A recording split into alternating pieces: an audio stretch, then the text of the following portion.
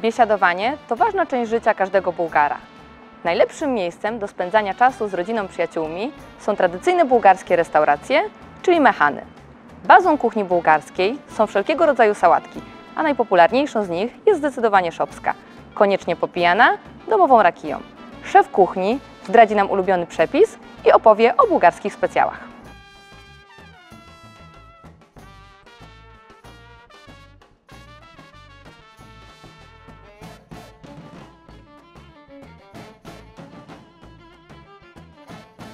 Да, за българската кухня може да се говори много. Тя определено, тя определено се определя от начина на живот на хората преди много години и в повечето случаи повечето традиционни български ястия са постни, имайки предвид, че хората не са имали много достатъчно средства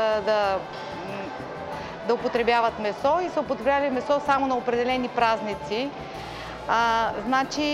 Също така е много интересно да кажа, че имаме и много ястия, които обявяваме като български, но пък ние имаме една обща кухня, която много си прилича с балканската кухня и с леки промени, примерно кюфтета, мусака, които по принцип са турски ястия, но в леки промени имаме ние също традиционна мусака, която се различава доста от турската. Като традиционно българско ястие може да сложим боб чорбата, който е с печените чушки. И също така всички видове, както казахме, постни ястия, които в различни региони се готвят по различен начин. Определяйки географските региони, 4 географски различни региона за България, с 4 различни кухни, съвсем различни и по съвсем различен начин се готвят нещата. Ако вие имате интерес, примерно, за една определена традиционна манджа, това е готвенето на боб в гърне, където почти навсякъде се готви по различен начин. Това е.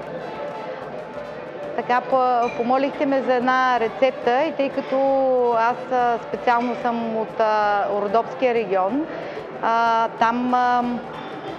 там хората, също е важно да се знае, че те доста дълго време, пак ще бъде постна рецептата. Този регион до 1912 година е бил под турско робство, почти в наше време. Една много интересна рецепта, която се приготвя пак на жар в тава. Казва се клин, родопски клин, който се приготвя с ориз, яйца, масло и домашно сирене. Като за тази рецепта, продуктите, които ви изборих, трябва да си заточите тесто, което е почти идентично с това тесто, което се приготвя за пица, съвсем обикновено с вода, мая и брашно. Правят се две тънки кори, едната се поставя отдолу на тавата, върху нея се нарежда сварения вече ориз, объркан с маслото, сиренето и яйцата.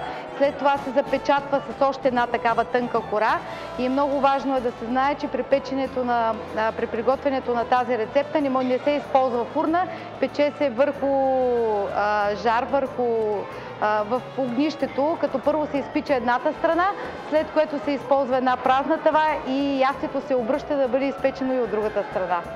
И се консумира с кисело мляко.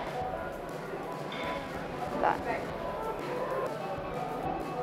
За вино и за ракии до ден днешен България е може би едни от най-добрите производители на вина в целия свят. Ако не се лъжа, мисля, че сме на едни от първите 10 места по износ специално на вина. Имаме много добри изби в цяла България както и да не пропуснем и факта, че и много от българите все пак си произвеждат все още, нали, за лична и домашна консумация, си произвеждат домашно вино, домашна ракия. В много от градовете и регионите си провеждат такива състезания на междуфамилни сортове и реколти от грозде, вино и си правят състезания всъщност за това как между фамилиите по качество на вино и произведена ракия. Правят цели празници в градовете, нали, може да заповядате, особено мисля, че в Мелник има такива организирани, нали, събития, в Златоград има, това е около Родопите, всяка година около Трифон за Резан датата, която е февруари месец.